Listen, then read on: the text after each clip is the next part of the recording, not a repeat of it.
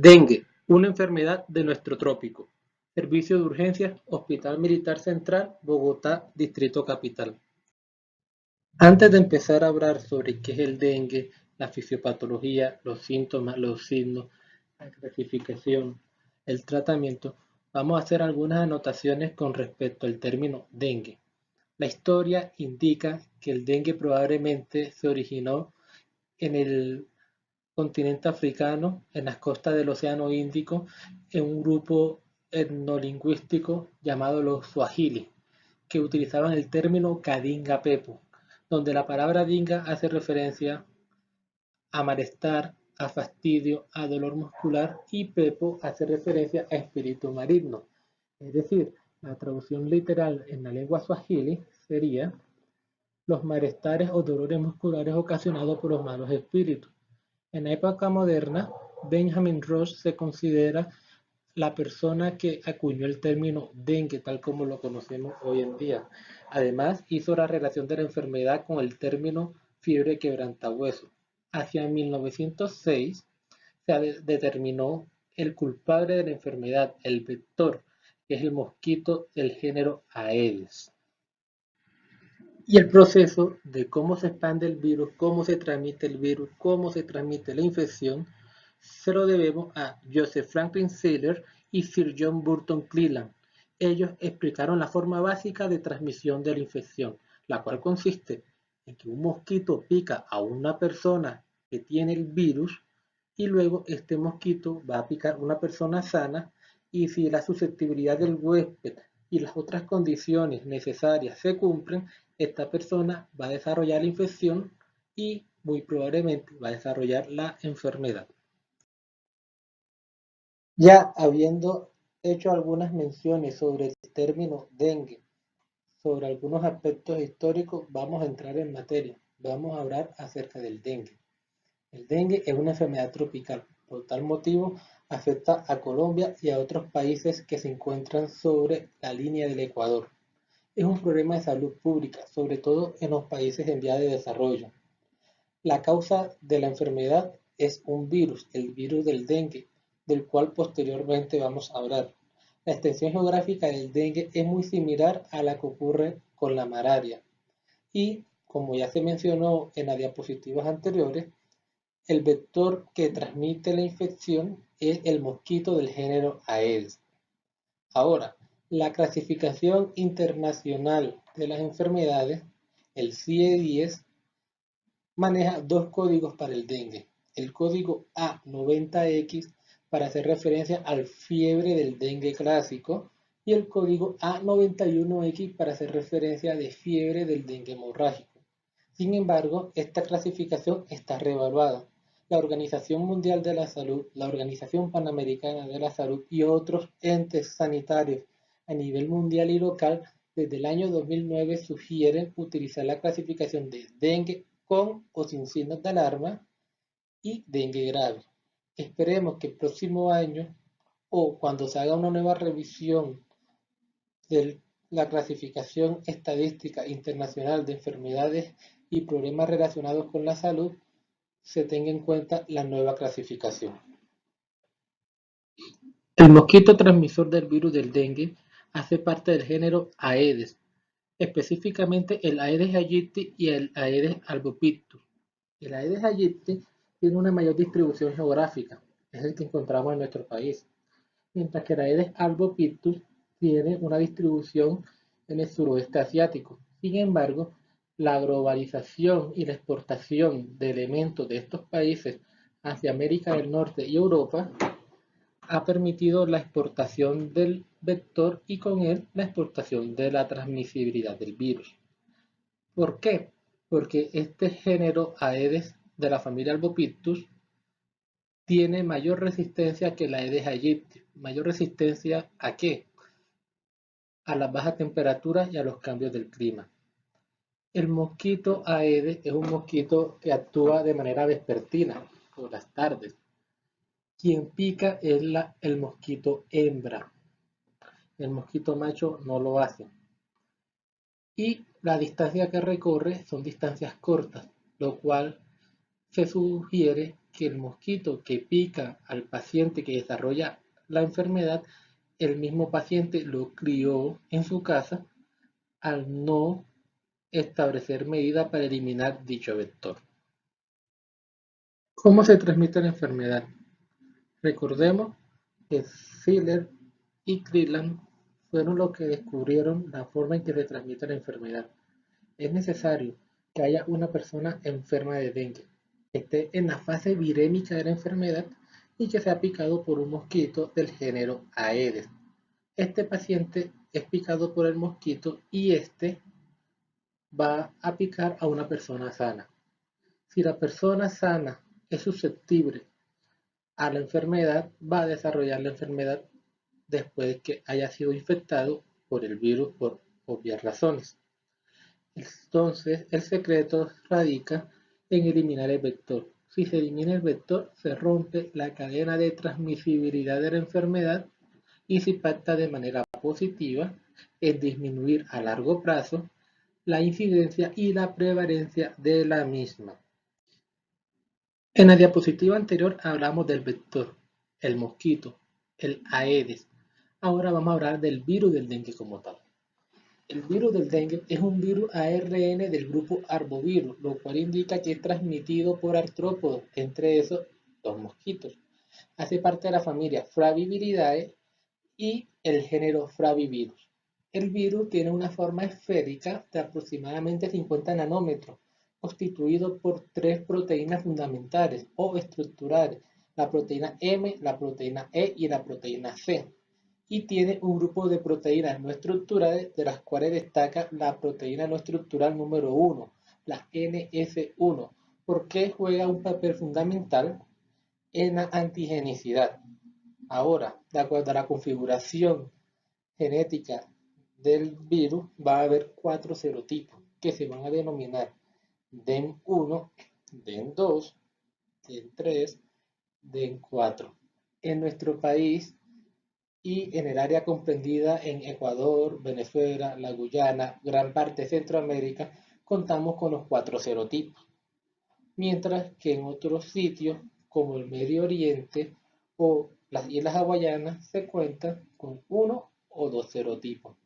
Se ha determinado que el serotipo DEN2 y DEN3 tienen una mayor respuesta antigénica, lo cual se ha relacionado con eventos de dengue grave o dengue con signos de alarma por aumento de la permeabilidad capilar. Luego de haber hablado sobre el vector, sobre el virus, sobre algunas generalidades de la enfermedad, vamos a hablar de la patogénesis. El virus del dengue, cuando entra al organismo, va a tener una primera etapa donde va a estar en los ganglios linfáticos y aquí se va a reproducir. Luego que se reproduzca acá, va a ser extendido al resto del cuerpo. La patogénesis guarda relación directa con el curso de la enfermedad o historia natural, y esto lo vamos a explicar en las siguientes diapositivas. Lo importante de la patogénesis es comprender por qué hay un aumento de la permeabilidad capilar, que a la larga es la que puede poner en riesgo la vida del paciente. Para lo cual vamos a utilizar y vamos a ver este gráfico, esta imagen, donde se muestra primeramente los días de la enfermedad y hay una curva donde se muestra la carga viral, el aumento de la permeabilidad, y todo esto conforma la fase crítica de la enfermedad. Hacia el día 4, casi sobre el cuarto día, hasta el sexto o séptimo día, podemos ver en aquellos pacientes que desarrollan la fase crítica una disminución de la carga viral con un aumento de la permeabilidad. A esto lo vamos a complementar con un aumento del hematocrito y una disminución de las plaquetas. ¿Qué pasa a nivel molecular?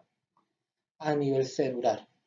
A nivel celular vemos que el virus va a infectar los macrófagos, va a interactuar con esto con las células dendríticas, y esta célula dendrítica va a guardar relación con la expresión de la proteína no estructural número 1, la cual llamaremos NS1.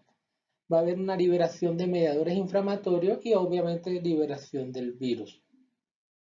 La NS1 va a interactuar con el glicocáliz del endotelio, lo cual va a conllevar a la liberación de sulfato de heparina. Esto va a contribuir a la fuga capilar. Asociado a esto, va a haber también una degranulación de los neutrófilos y, junto con los mediadores de la inflamación, va a perpetuarse o a empeorar la fuga capilar. Esta fuga capilar va a ocasionar una hemoconcentración, lo cual se traduce en un aumento del hematocrito. Y parte de las plaquetas que están circulando van a tratar de contrarrestar esa fuga capilar. En esa batalla por contrarrestar la fuga capilar va a haber disminución del número de plaquetas. Eso es lo que explica por qué el paciente cuando va a entrar a la fase crítica presenta un aumento del hematocrito y una disminución del número de plaquetas. Ahora, si el paciente ya tuvo una infección previa, esta respuesta antigénica va a ser mucho más marcada, se van a activar las células natural killer, se van a activar las células T de memoria o un aumento de la citoquina y va a empeorar este cuadro de fuga capilar. Eso explica por qué la segunda infección por un serotipo diferente a la primera infección puede producir dengue grave. Esto también explica por qué ciertos factores de riesgo que vamos a mencionar ahora producen una mayor predisposición a desarrollar dengue grave. ¿Cuáles son estos factores de riesgo? El índice de masa corporal elevado, las variaciones genéticas en el complejo mayor de histocompatibilidad clase 1, los pacientes jóvenes, como ya se mencionó anteriormente, una segunda infección, aclarando que es por un serotipo diferente a la primera infección, y el género femenino. Anteriormente se había mencionado que la patogenia guarda relación con la historia natural de la enfermedad, para lo cual tenemos este gráfico. Esta imagen es importante. Comprenderla nos permite entender qué pasa con el paciente y por qué debemos actuar de manera correcta para evitar las complicaciones del mismo. Esta imagen consta de un primer segmento donde vemos el día de la enfermedad. Aquí lo tenemos del 1 al 9.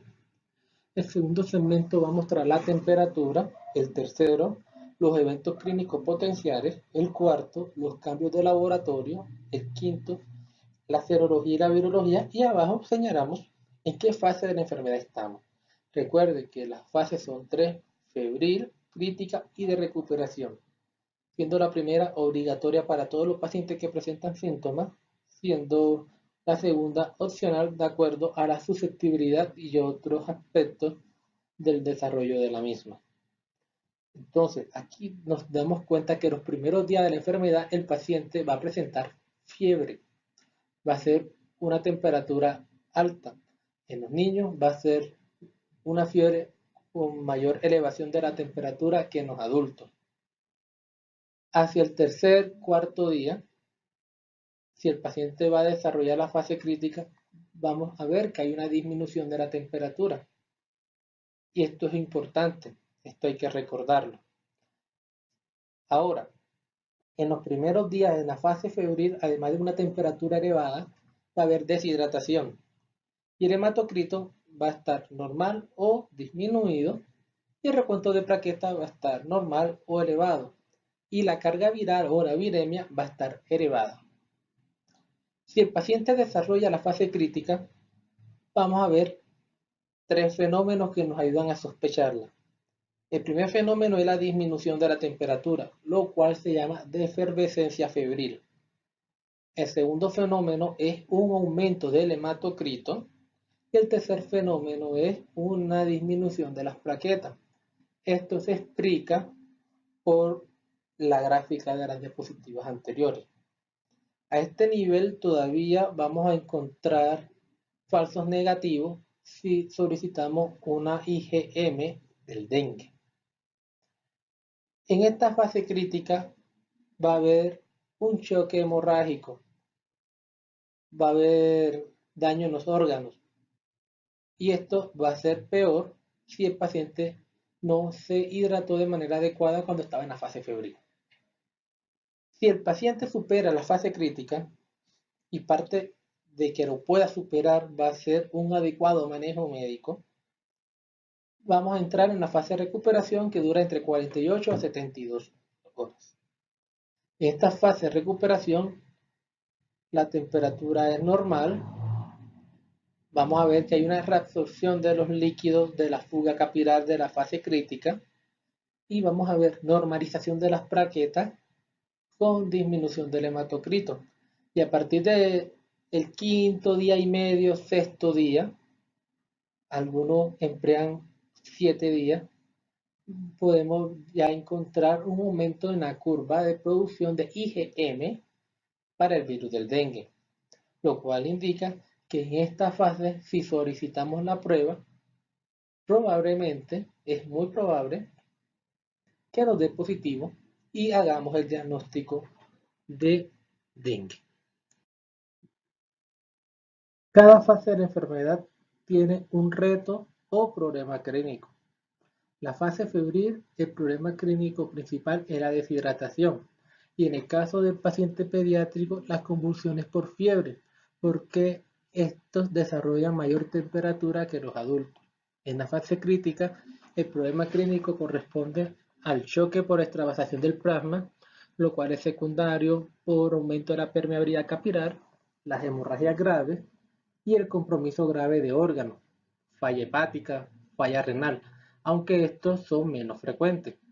Y en la fase de recuperación, el problema clínico va a ser la hipervolemia. Esto secundario al tratamiento endovenoso con líquido, si este ha sido excesivo o si en la fase de recuperación se sigue extendiendo o empleando. La sospecha clínica la vamos a hacer con base a unos síntomas y signos. A continuación vamos a mencionar algunos de estos. El orden en que están mencionados o van a ir apareciendo no guarda relación con su importancia o frecuencia. En posteriores diapositivas vamos a ver cuáles van a constituir la clasificación del dengue. En los pacientes con dengue podemos encontrar un exantema. Ese exantema se caracteriza porque si se hace dígito presión, el área donde se hizo la presión va a mejorar el exantema, va a desaparecer el exantema. Vamos también a tener fiebre, la cual es necesaria para sospechar el dengue. No hay sospecha de dengue si el paciente no tiene fiebre. Vamos a tener mialgia y artralgia, una prueba de torniquete positiva y unas petequias o manifestaciones hemorrágicas de los tegumentos. La prueba del torniquete, su positividad no es patognomónica, sin embargo orienta, y el hecho que la prueba sea negativa tampoco va a descartar.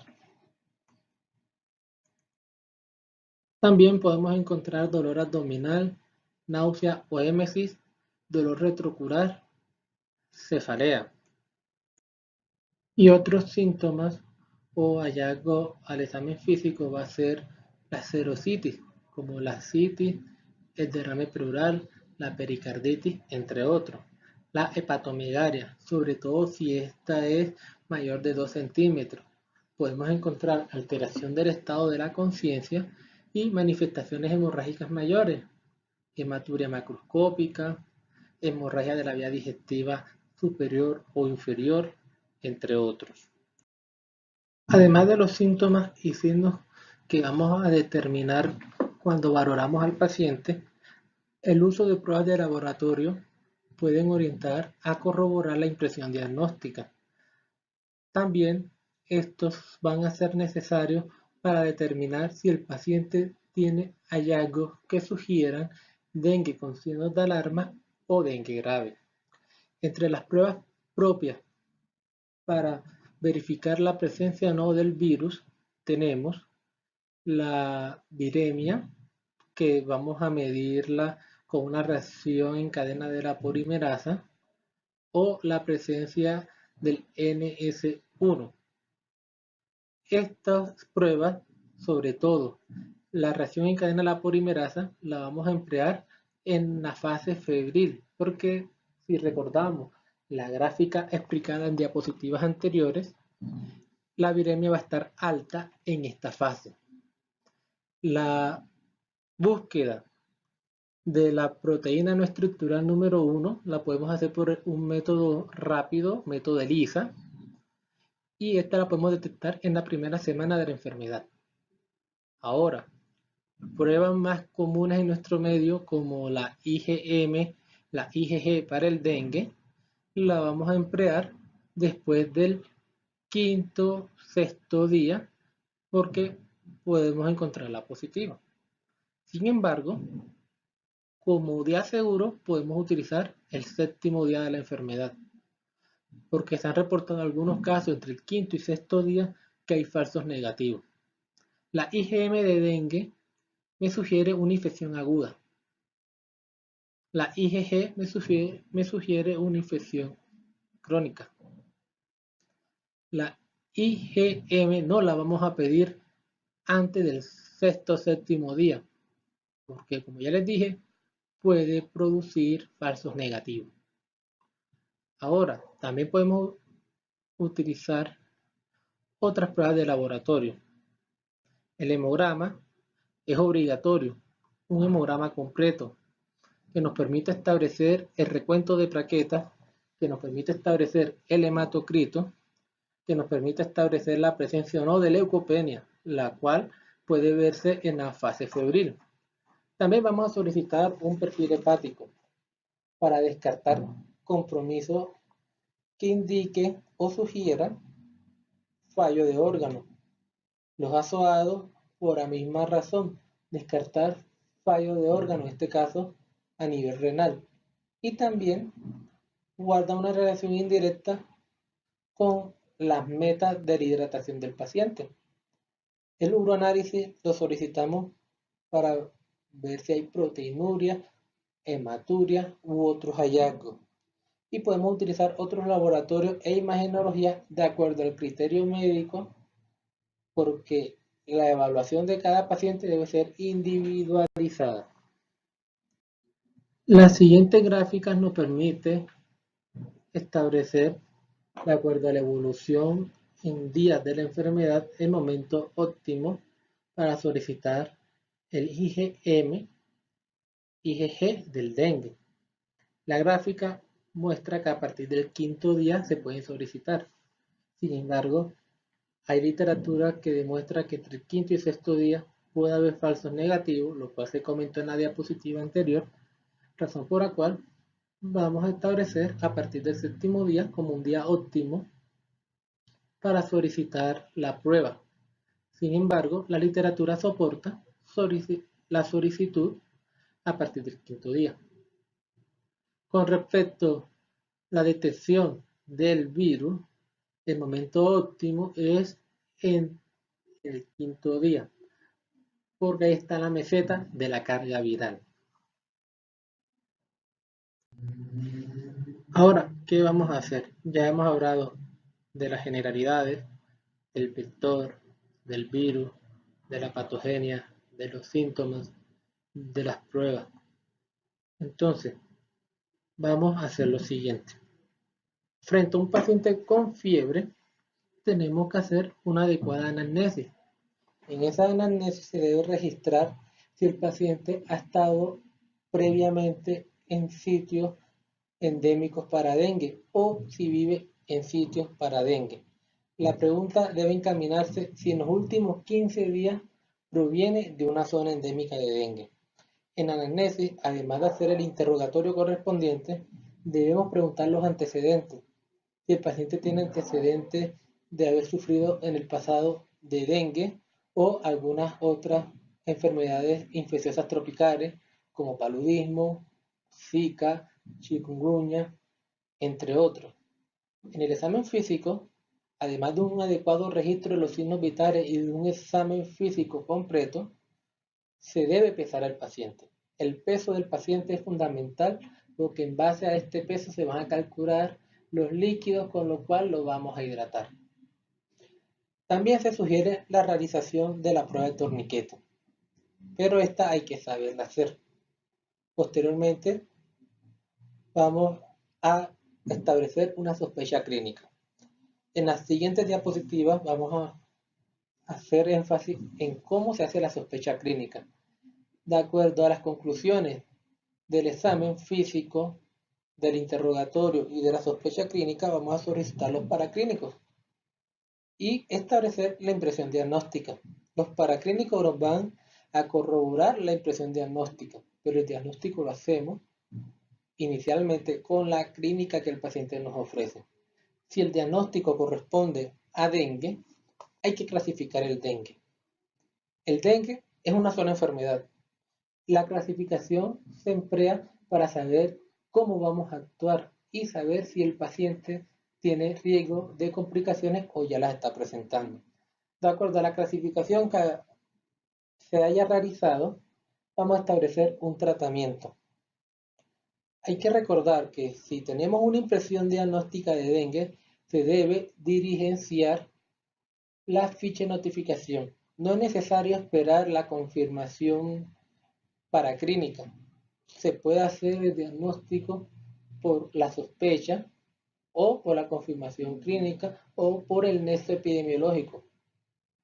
Este aspecto no lo vamos a tratar en esta charla. En posterior charla vamos a hacer énfasis cómo se debe hacer el registro y la notificación de los casos de dengue.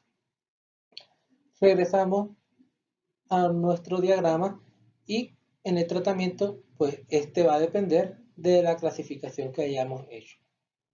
Vamos a hacer la evolución y controles en caso haya lugar y la epicrisis.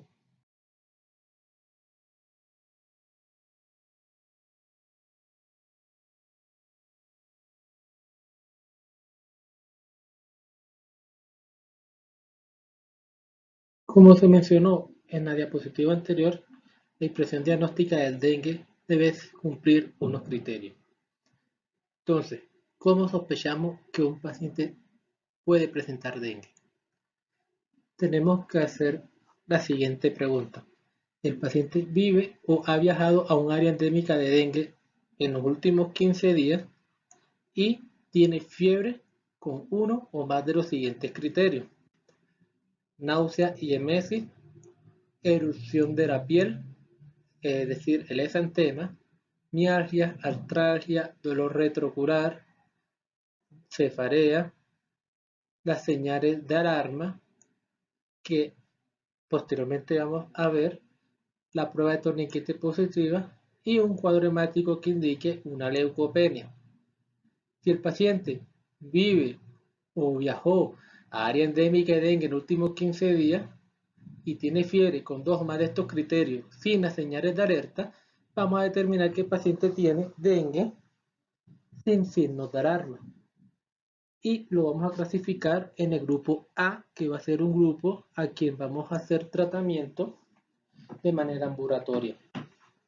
Si el paciente presenta signos de alarma, que son los siguientes: dolor abdominal, émesis persistente, sangrado importante en las mucosas, gingivorragia, por ejemplo, hepatomegalia mayor de 2 centímetros, manifestaciones de acumulación de líquido, es decir, ascitis, derrame pericárdico, derrame pleural, alteración del estado de la conciencia y aumento del hematocrito concurrente con disminución rápida del recuento de plaquetas, este paciente lo vamos a clasificar en el grupo B y requiere manejo hospitalario. Ahora, el grupo B no tan solo está conformado por aquellos pacientes que tienen los signos de alarma. También vamos a incluir en este grupo aquellos pacientes con condiciones coexistentes como el embarazo, el paciente pediátrico, el paciente que padece diabetes mellitus, aquellos pacientes con situaciones sociales de desprotección o falta de apoyo o red familiar, los pacientes en edad avanzada y los pacientes con antecedentes de insuficiencia renal. Ahora, independiente si tiene o no señales de alerta o si presenta las señales de alerta o las condiciones coexistentes, si el paciente tiene una fuga grave del plasma con choque o acumulación de líquido y disnea marcada, o si tiene una manifestación hemorrágica grave, o si tiene fallo grave de órganos, insuficiencia hepática, insuficiencia renal, una insuficiencia renal con urgencia dialítica para diferenciarla de esta insuficiencia renal, este paciente lo vamos a incluir en el grupo C, que es un tratamiento hospitalario, pero debe realizarse con monitorización continua. Palabras más, palabras menos, en una unidad de cuidado crítico o una unidad de reanimación. Los pacientes clasificados en el grupo de riesgo A, es decir, pacientes con dengue sin signos de alarma, en el manejo vamos a tener en cuenta lo siguiente. Mientras esté en la fase febril, que puede durar entre 2 a 7 días, y posteriormente en la fase crítica, debemos obtener un cuadro hemático diario. Hay que monitorizar la posible deshidratación, es decir, vamos a tener en cuenta la frecuencia cardíaca, la presión arterial, las características de los tegumentos, si la piel está fría, si está cálida, si está seca, si está con diaforesis, entre otros. Hay que observar si empieza a presentar las señales de alerta, incluyendo la disminución del conteo de plaquetas y el aumento del hematocrito. Y tenemos que estar pendientes si la fiebre está disminuyendo. Si el paciente tiene disminución de la fiebre, es decir, la efervescencia, si observamos que hay disminución de las plaquetas y aumento del hematocrito, ese paciente está entrando a la fase crítica. Si el paciente entra a la fase crítica, tenemos que asegurar la hidratación y un monitoreo. Probablemente ese paciente haya que mantenerlo en observación hospitalaria. Antes de continuar con esta diapositiva, me excuso con el respetador auditorio porque esta está muy sobrecargada. Sin embargo, es necesario para poder comprender cómo vamos a educar al paciente o al familiar o responsable para el control de esto. El paciente de grupo de riesgo A, el manejo va a ser ambulatorio. Parte del tratamiento es controlar la fiebre. ¿Cómo vamos a controlar la fiebre? Con administración de acetaminofén. Vamos a administrar 500 miligramos vía oral cada 6 horas. Se debe educar al paciente o a su cuidador de evitar el uso de AINES como el ibuprofeno, el ácido acetilsalicílico, el diclofenaco, el naproxeno, entre otros. Y se deben dar baños de esponja con agua tibia cuando la fiebre esté alta. El otro pilar del grupo de riesgo A en cuanto a su manejo es la prevención de la deshidratación. Entonces, hay que educar al paciente o a su cuidador que la deshidratación es secundaria a la fiebre o a las pérdidas por hémesis o la pobre ingesta oral de líquidos. Se deben administrar suficientes líquidos, no tan solo agua, pero cuando se refiere a líquidos diferentes al agua, hace mención de jugos. Se debe evitar el consumo de bebidas carbonatadas. Toca enseñar al paciente a identificar los signos de deshidratación y si estos están presentes, pues se considera llevar al paciente a una institución hospitalaria para que sea valorado. ¿Cuáles son los signos que debemos enseñar al paciente en términos sencillos, concisos y entendibles para este? Uno es la disminución de la diuresis, la producción reducida de orina. Toca enseñarle al cuidador estar pendiente de la cantidad de pañales mojados o las veces que el paciente va al baño. También se debe interrogar si ha habido una disminución subjetiva del volumen misional o de las veces que se va al baño como tarea como mencionado anteriormente. Toca estar también atento si hay disminución en el lagrimeo o ausencia de este. Este hallazgo es propio del paciente pediátrico. Toca verificar si la boca, la lengua o los labios están secos, es decir, la resequedad de las mucosas. La presencia de ojos hundidos, cuyo nombre médico es enoftalmo, alteraciones en el estado de conciencia como letargo, agitación o confusión, verificar la presencia o no de taquicardia, revisar la piel, sobre todo en las manos y los pies si estos están fríos o húmedos. Y en el caso de los bebés, mirar si hay depresión de la fontanela. También se debe educar al paciente o a su cuidador sobre cómo prevenir el contagio del dengue en su hogar. Es importante el uso de toldillo y esto también se debe complementar con el uso de repelente para insectos. Hay que matar al mosquito, los que ya estén vivos y los que estén en proceso de formación. ¿Cómo lo hacemos? Eliminando los residuos de agua, los sitios donde se puede estancar agua. Hay que vaciar los recipientes. A este mosquito no le gustan las aguas sucias. Él utiliza fuentes de agua, entre comillas, limpia. También vamos a vigilar si hay señales de alarma en la medida que la temperatura comienza a disminuir entre el tercer al octavo día después de la aparición de los síntomas. Entonces, vamos a tener en cuenta esto para regresar inmediatamente a una sala de urgencia o al hospital. Tenemos que verificar si hay dolor abdominal intenso o émesis persistente, si hay puntos o manchas rojas en la piel. Así se lo vamos a explicar al paciente. Todos sabemos que hace referencia a la presencia de petequias o manifestaciones hemorrágicas en los tegumentos, sangrado de la nariz o encía, es decir, epistasis o gingivorragia, émesis con sangre, deposiciones melénicas, alteración del estado de la conciencia dado por somnolencia o irritabilidad, piel pálida, fría o húmeda y la presencia de disnea.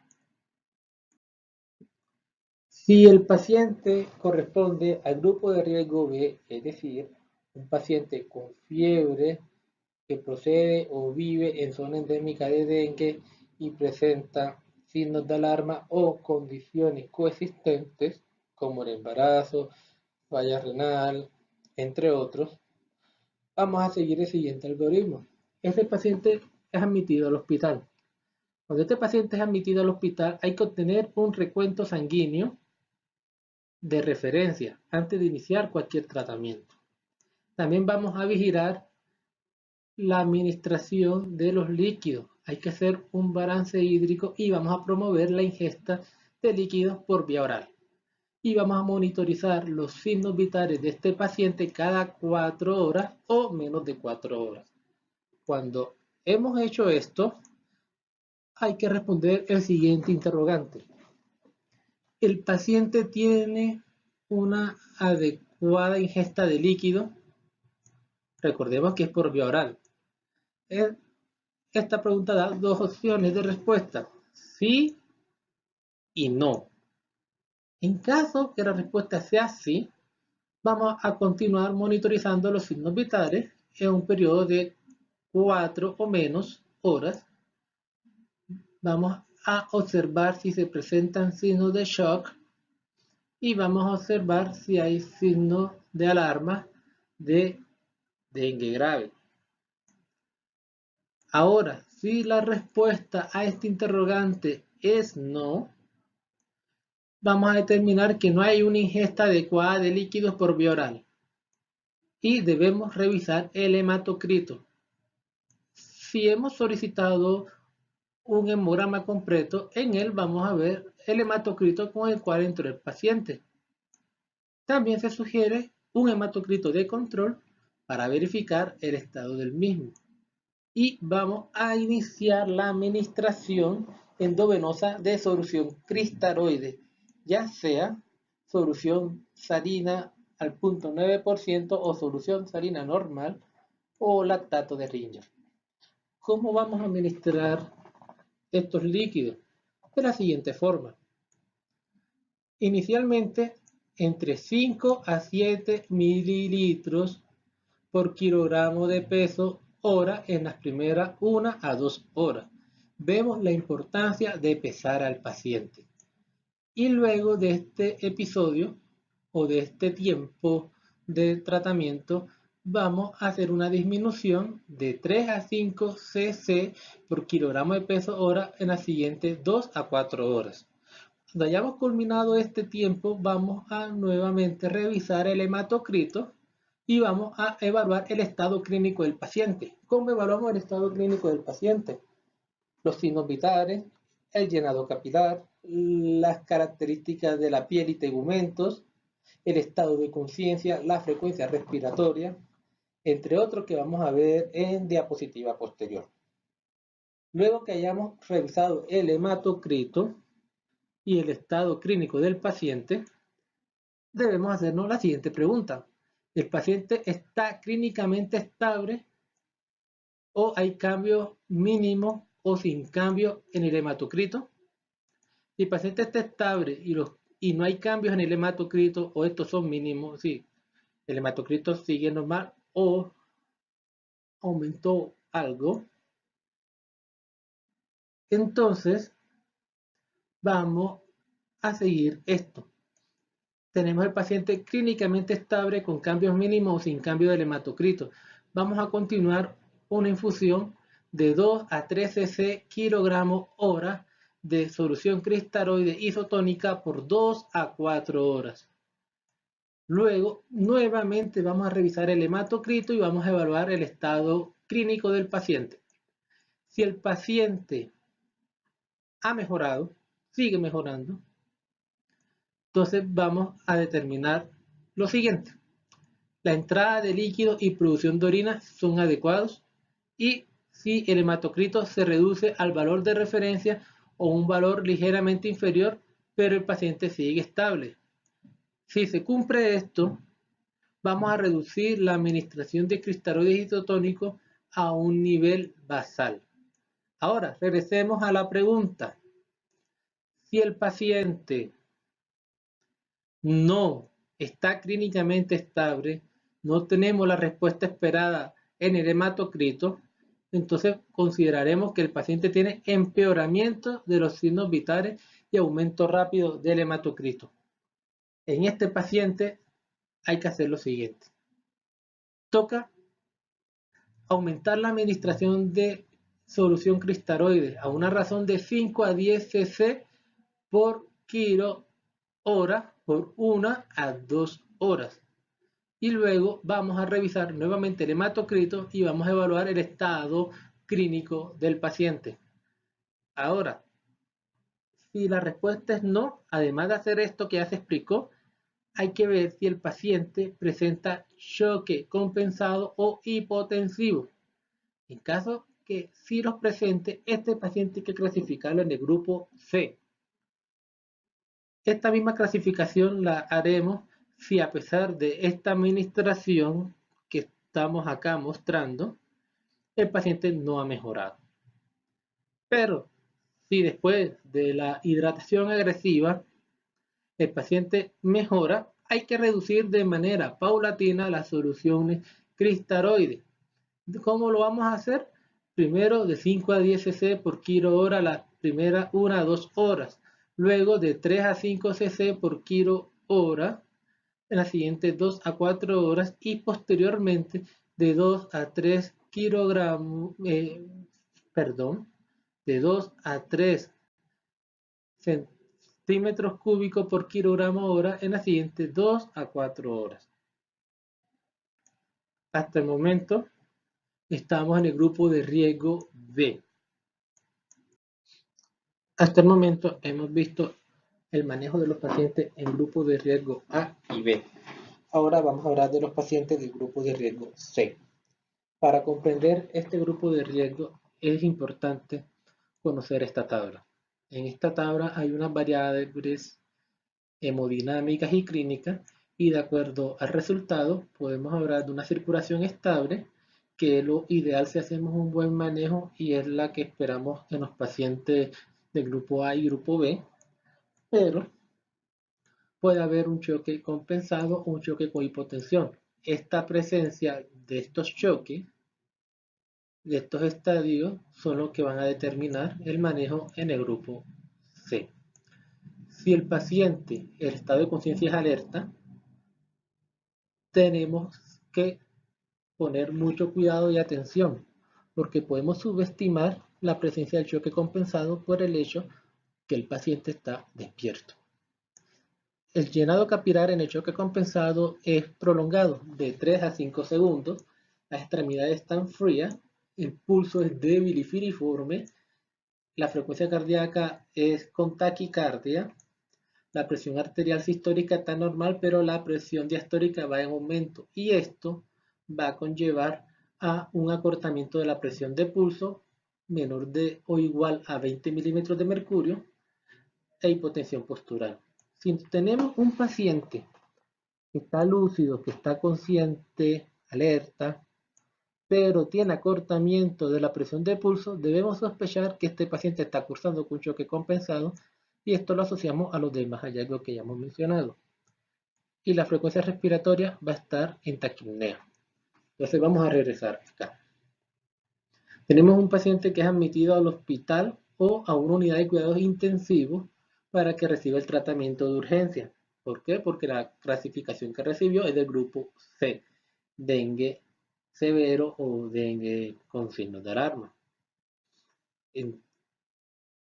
pero con hipotensión. Este paciente hay que obtener un cuadro hemático completo de referencia antes de iniciar los manejos y vamos a estar pendiente del hematocrito. Vamos a vigilar los líquidos administrados y eliminados, el balance hídrico y vamos a evaluar el estado hemodinámico con monitorización continua de los signos vitales cada 1 a 2 horas. Si hemos hecho esto y consideramos que el paciente tiene un shock compensado, entonces vamos a hacer lo que indicaba la casilla de la diapositiva anterior, un manejo con 5 a 10 cc por kilo hora y vamos a evaluar el estadio del paciente. Aquí nos vamos a preguntar si el paciente ha mejorado hemodinámicamente. Si la respuesta es sí, es decir, que ha mejorado el estado hemodinámico, vamos a ir reduciendo paulatinamente la administración de los líquidos. Primero de 5 a 7 cc kilo hora por 2 a 4 horas y luego vamos a reevaluar el estado del paciente. Si sigue la mejoría, vamos a disminuir la infusión a 3 a 5 cc por kilo hora en las siguientes 2 a 4 horas y vamos a reevaluar clínicamente al paciente y con hematocrito. Si el paciente sigue mejorando, entonces vamos a administrar de 2 a 3 cc por kilo hora en las siguientes 2 a 4 horas y vamos a reevaluar el hematocrito y el estado clínico del paciente. Ahora, si la entrada de los líquidos que estamos administrando y la producción de orinas y la diuresis es adecuada y si el hematocrito se reduce al valor de referencia normal o un valor ligeramente inferior, entonces vamos a suspender la administración de líquidos endovenosos y nos quedamos con los líquidos orales. Ahora, si a pesar de haber hecho los manejos de administración de líquidos, la respuesta es que el paciente no ha mejorado, entonces toca mirar el hematocrito, mirar si está aumentado o si está disminuyendo. Si está aumentado, vamos a administrar cristaroides isotónicos en bolo de 10 a 20 cc kilo en una hora y vamos a reevaluar el estado del paciente. Si el estado clínico mejora, entonces vamos a reducir la administración de cristaroides endovenosos a 7 a 10 cc por kilo hora por 1 a 2 horas. Y si continúa mejorando, entonces vamos a hacer esto que está acá. que ya lo habíamos mencionado. Ahora, si la pregunta de que el hematocrito está aumentando o disminuyendo tiene como respuesta que el hematocrito está disminuyendo, entonces vamos a hacer lo siguiente.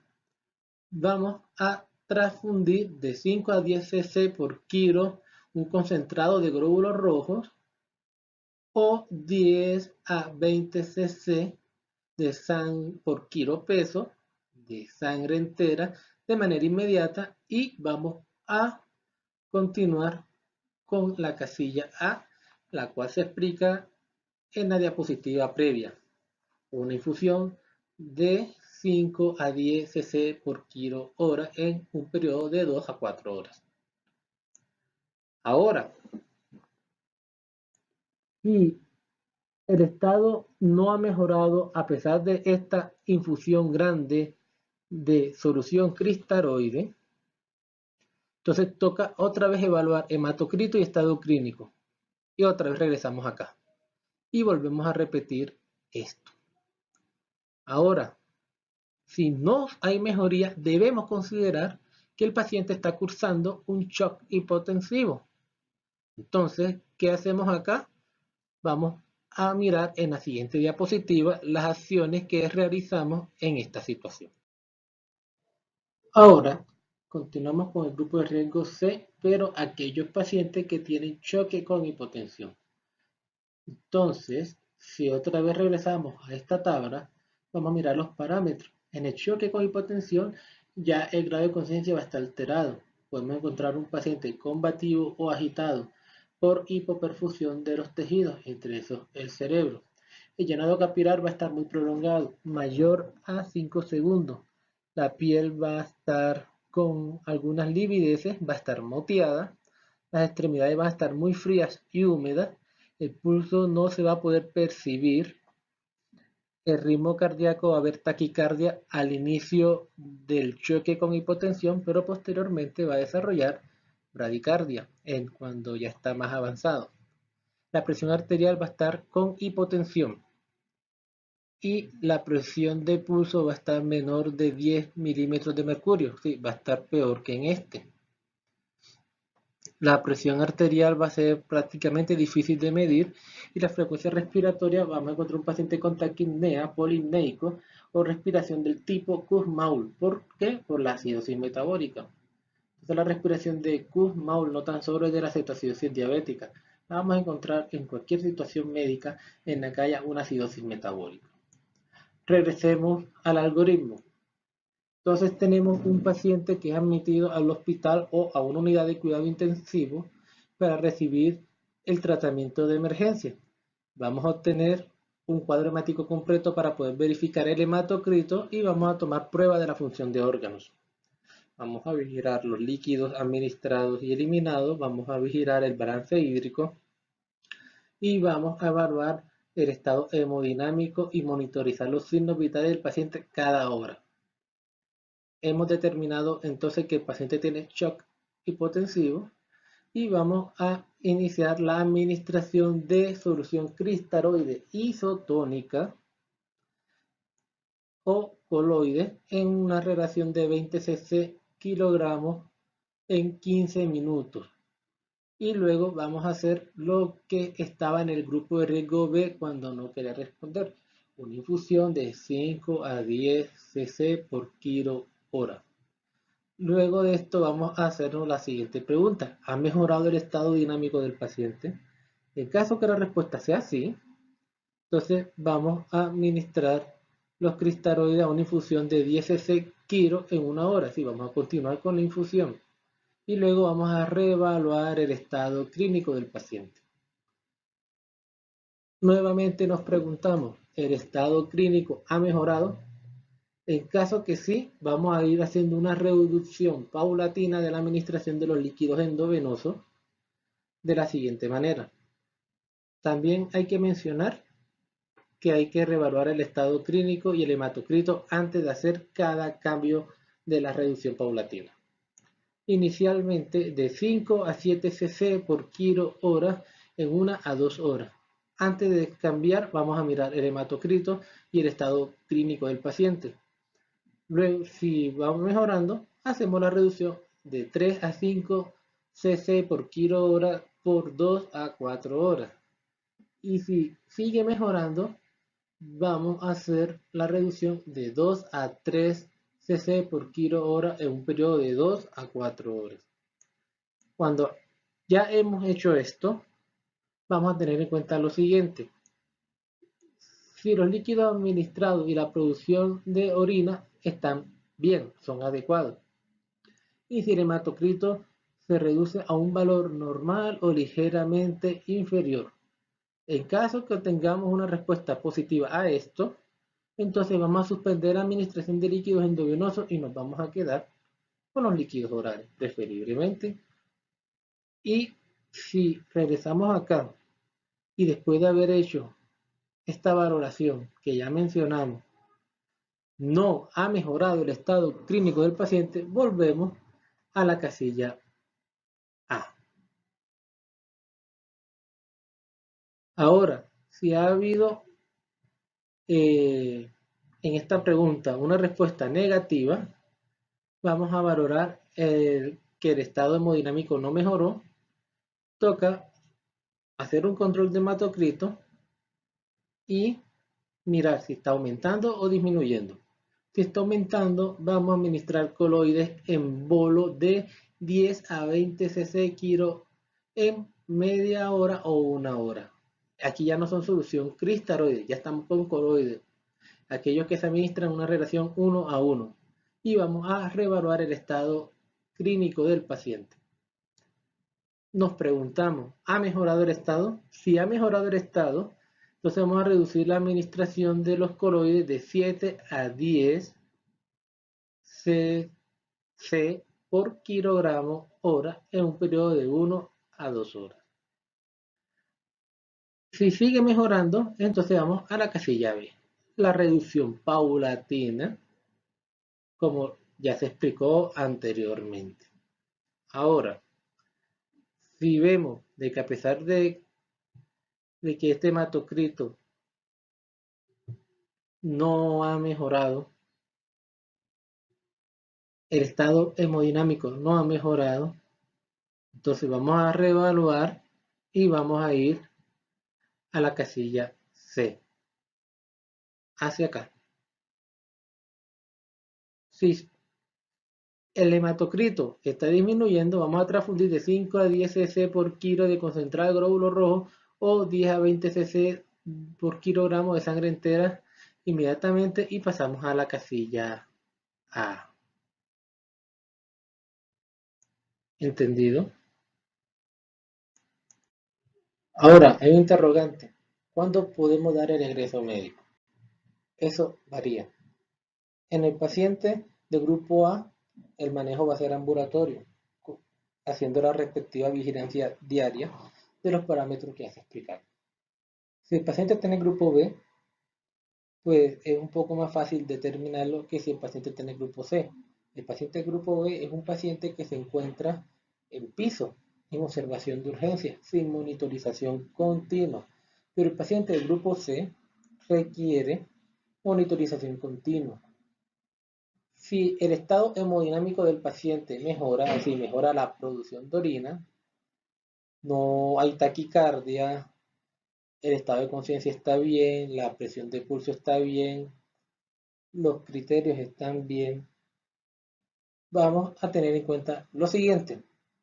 Hay unos criterios clínicos que están en color azul y unos criterios de laboratorio que están en color verde en la diapositiva actual. En ausencia de fiebre por más de 48 horas es uno de los criterios clínicos. El otro es la mejoría del estado clínico, que ya hice la mención respectiva. Los otros criterios es la tendencia ascendente del recuento de plaquetas y que haya un hematocrito estable sin líquidos endovenosos.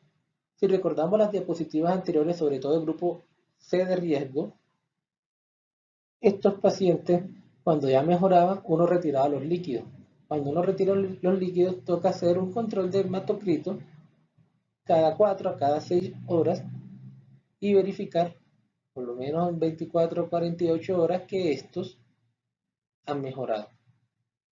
¿Por qué la ausencia de fiebre por más de 48 horas? Porque la ausencia de fiebre más de 48 horas con los otros criterios como el hematocrito estable, la tendencia ascendente a recorte de plaquetas, indica que el paciente está entrando a la fase de recuperación de la enfermedad.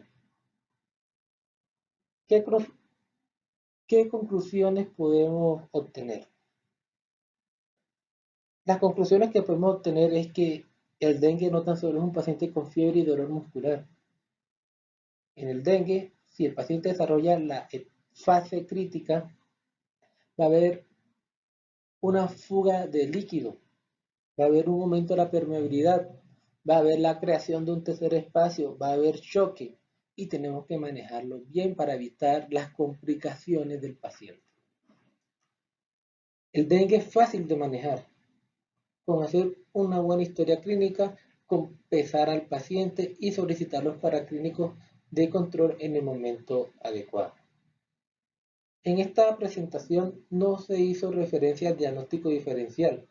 El diagnóstico diferencial del dengue corresponde al diagnóstico de las otras arbovirosis, fiebre de Zika, fiebre de chikungunya, fiebre del virus Mayaro, fiebre amarilla, paludismo, entre otros. Esta charla estaba enfocada al dengue como tal, pero si reconocemos, es necesario hacer una charla para complementar el diagnóstico diferencial de la arbovirosis. ¿Por qué? Porque estas arbovirosis son enfermedades tropicales, son enfermedades que tenemos en nuestro medio, en nuestro país. Agradezco la atención prestada, espero este material sea de ayuda y permita concientizar a la población sanitaria sobre la importancia de educar a nuestros pacientes, la importancia de pesar a nuestros pacientes, la importancia de calcular el balance hídrico para poder brindar una atención médica verdadera. Y esto no tan solo es trabajo del médico, es trabajo del grupo de enfermería, es trabajo también del paciente.